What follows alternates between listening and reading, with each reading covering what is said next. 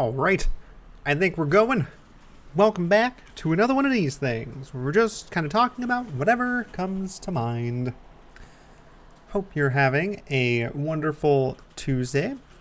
And again, we find ourselves in the Tuesday where I only really know it's Tuesday because I had to write a poem alongside a picture and post that to my website and social media. And like I said, it's not like it's a bad thing. It's just like it's one of those things I'm thankful for. Like right now, that I have like an anchor for at least a day of the week. So that way, I know that I'm somewhere between Monday and Saturday. I guess I have Wednesday too because I do have rehearsals. So I do generally know where the middle of the week is. So that's kind of nice. That's a nice thing to have. Hope your day is going fine and that you haven't lost yourself in the midst of the week and you happen to know where you are and know your course through it as well. Still working through basically just documentation for a bunch of the things that I want to put together. Putting together pitches for talking with other places other than my local arboretum, just so I have a consistent message as far as, am I talking to people who care about why I'm actually building this thing versus people who care about, okay, but what's in it for us? So I have two pitches that I'm working on, and I finished the educational one, which is really just my reason I'm doing it in general pitch, which should resonate with people who just care about people learning more about the environment. That's a key thing. The other one is just for, okay, you've gotten past the people who really care about this thing. How do we talk about this to people who care about how much money we're making or turning visitors into members and things like that? So be working on that one probably tomorrow. And then just getting through more tutorials for video editing. And what else did I do? Oh yeah, just a lot of design work for just the general ecosystem for the platform that I'm going to be building. Really nice to actually write some of that stuff down. Like I have like the general structure of things all figured out, but I don't know like precisely what my solution is going to be for a lot of this, and going through each of these like step by step, being like, okay, I drew a big picture. I know what these black boxes are doing and how they connect with each other. But I don't know what the solution is in each of those black boxes. And because I have to do the whole thing, I have to eventually figure out what those black boxes are doing.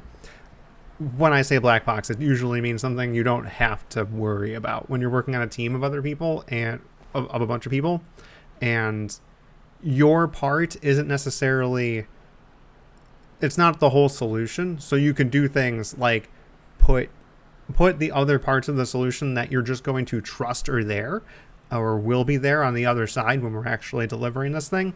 That's what you call a black box. You output something so that it can be input into something else, and it will output something back to you that you know it will look like this. You're essentially saying, I'm not going to worry about this. I'm going to put this in a box, and I'm going to trust that this box will work so that I can work on my part making sure it works the way it should.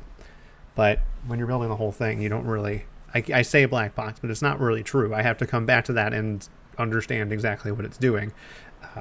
So it's been good, like going through those exercises again. It hasn't been terribly long since I've done actual like code and implementing things. I have been in the architecting and design situation for over a year now, but a year isn't so far gone that I don't know how to actually implement something. So I'm understanding the ins and outs of what needs to be done, and I'm actually getting kind of excited to jump in there and solve some of these problems in actual code. So we'll see if I get around to that next week.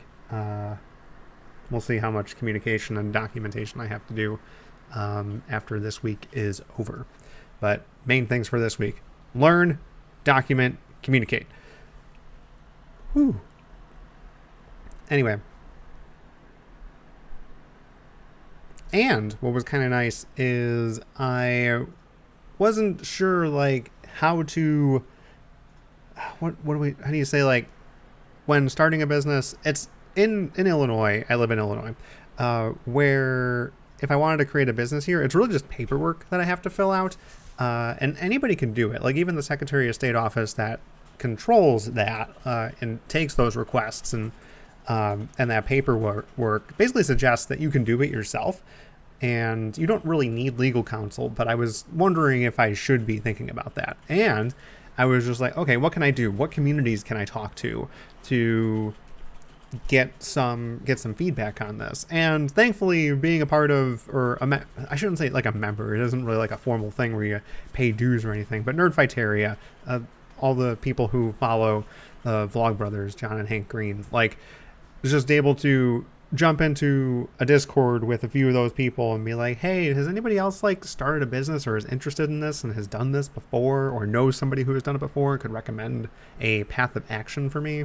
And I did get some feedback there last night, which was pretty helpful. So that was all. It's always a nice thing. It's a warm fuzzy to be able to be a part of a community that's at least listening for if somebody else is I wouldn't call what I'm doing struggling, but has a question and is willing to go out there and help find an answer. So that was kind of neat.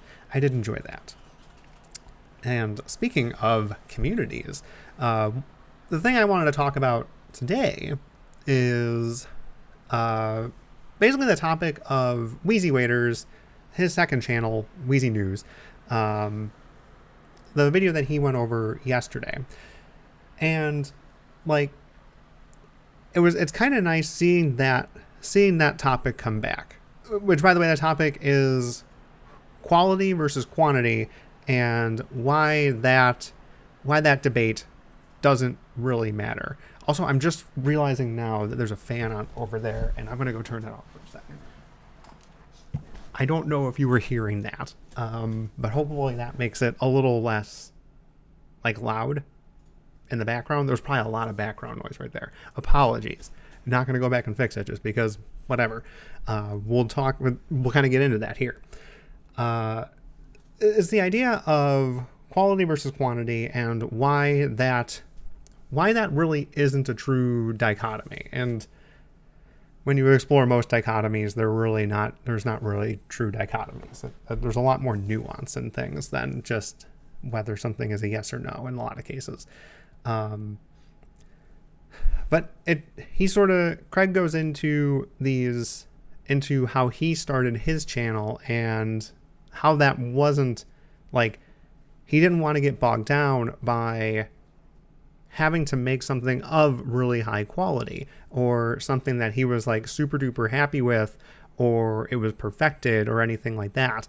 The way he started WheezyWaiter was just every day you make something and make it as good as it can be and then you put it out there.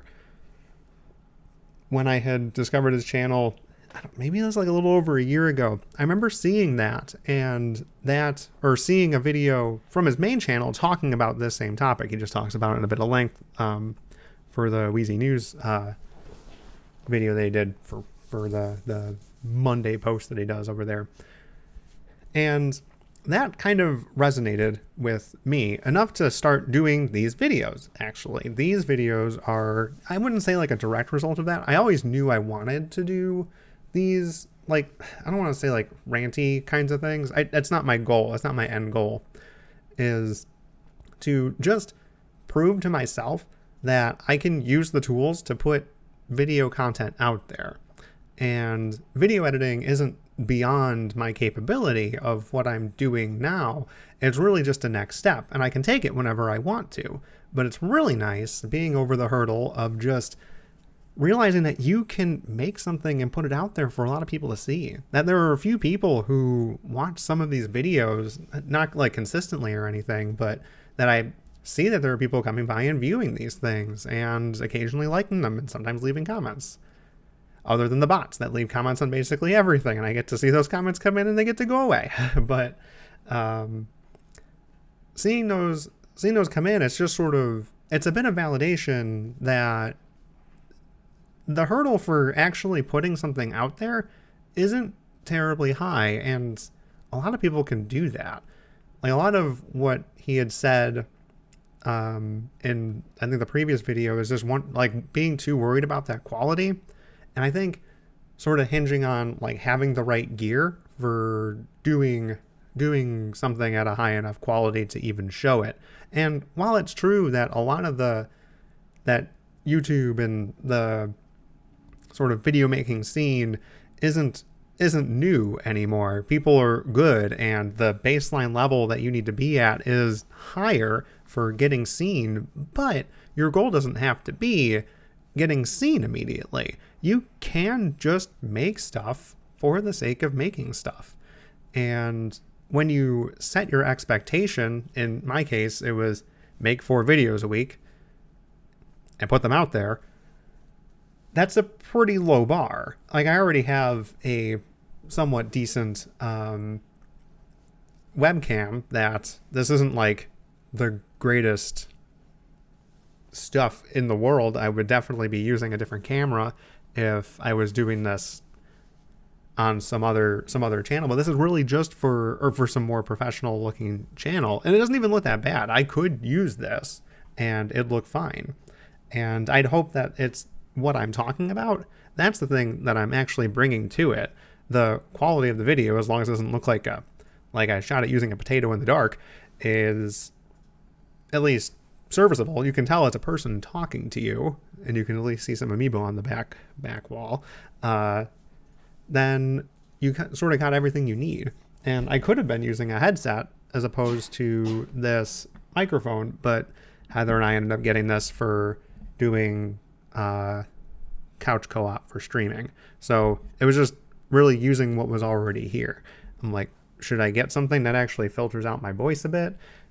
Probably, if I wanted it to be a little higher quality. I can tell when I'm not talking that a lot of noise still comes through into this mic, but does it matter to just getting something out there and talking to an audience for a little bit?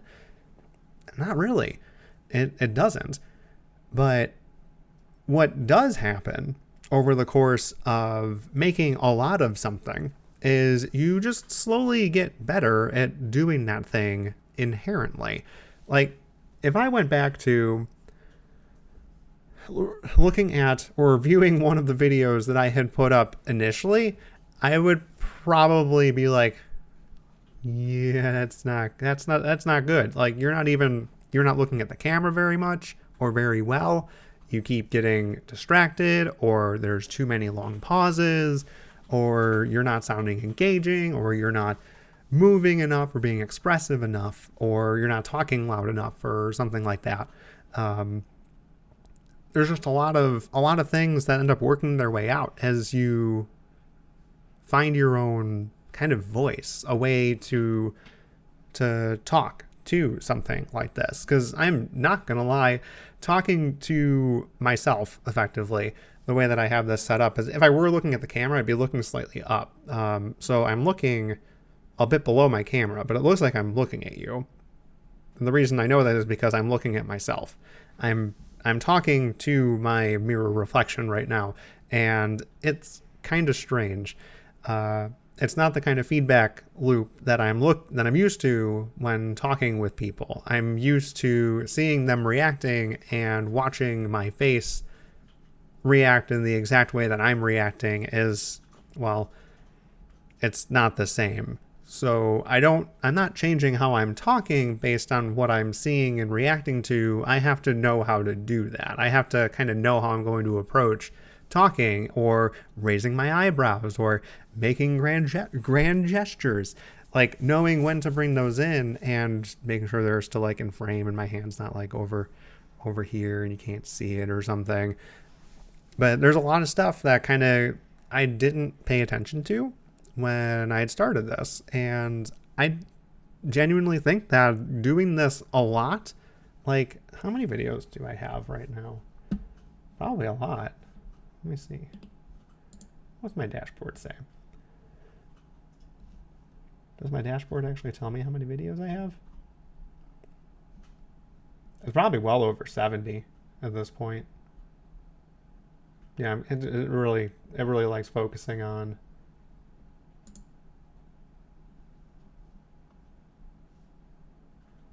the last 30 days.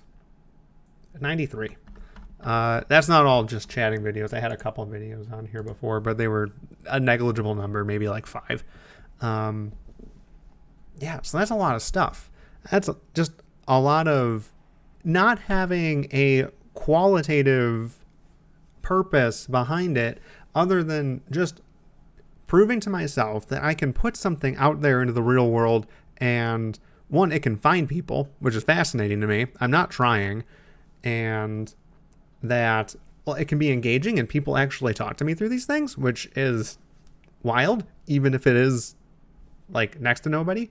That there are 4 subscribers here that I've at least commented at or replied to one of them, but I don't know the other 3. I asked Heather if she was one of them, and she said no. So I don't know these people. I'm not trying to necessarily reach people. It's just practicing, essentially.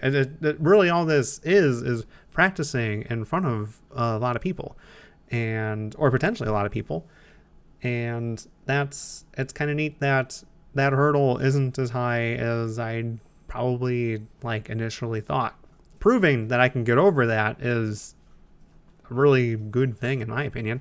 It's a hurdle I don't have to face later, way down the line, when I'm comparing myself to other people who've been making videos for a very long time.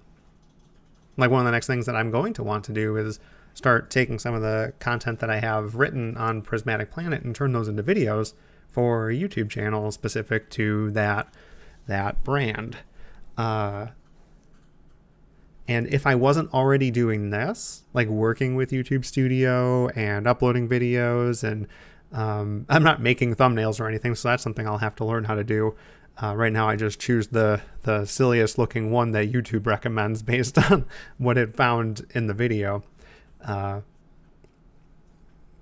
Whatever, it works. So there's still things that I'm going to have to learn to do, and you're never going to know everything when you first start something. That could be its own video, honestly. But getting over that first hurdle, can I even do this? Can I get over just that mental hurdle, or that part of me that's don't even bother trying, you're not going to be good enough.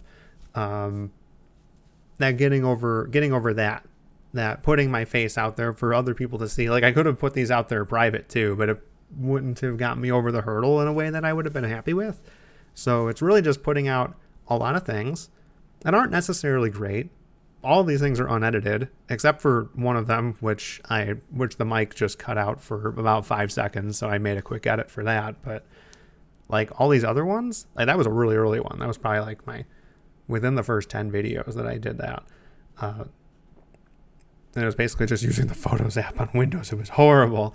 Definitely be using better software than that when I actually go to do that in the future. But it's something. It was never intended to compete with all of the best stuff out on YouTube. It was just to prove I could do this. And over the course of proving it over and over again, I just got a little bit better. And I'll just keep getting better. That's how people work. You just keep learning from yourself and keep that feedback loop going. Yeah. So that coming back to that idea, that picking apart that false dichotomy of quality versus quantity, it's not one or the other. That, I think Craig put it nicely, it's that the option, at least for him, was generally, do I put something out there or do I put nothing out there? If I can't put out something good, I can't spend the time making it good, then I'm not going to spend the time at all. And that kind of stinks. If you want to put something out there and you have a certain amount of time, just set your terms. Work on your own terms there, and say, yes, this isn't going to be the greatest thing in the world, and I don't want it to be. It doesn't have to be. And I can just make it not even what I want it to be, but what it can be with my current limitations, usually based on time or level of skill. So it's nice to see that it's nice to be reminded that it's not one or the other, that you can say, I can make something of this quality with the time and resources that I have now, and I'm okay with that. And by like getting into that quality or that quantity mindset, you're just going to make a lot of them with the time that you have. And ultimately you're going to get better at making things with those limitations. And maybe you still won't be as great as some of the other people making like just really high quality content, or people who have teams of people who are working on making the videos as good as they can be. But you will be really good at working within those limitations for the stuff that you want to make. You could argue you're the best at it because other people aren't in that situation, and your experience is going to be rather unique. So maybe think of that. Maybe think of that as you're trying to put your foot in the door with doing something creative, that you will probably be the very best at working within the limitations that current you is already working with. And if you put something out there, that is very likely the best that you could have done in the amount of time that you gave yourself at that point in your life. And nobody else can effectively replicate that. It was the best that you could do with what you had at that time. And nobody can really take you down a peg for that. You did what you could with what you had, and that's pretty sweet. Anyway, I think we'll call it at that for today. Hope you're having a wonderful Tuesday, and we'll catch you in the next one. See ya.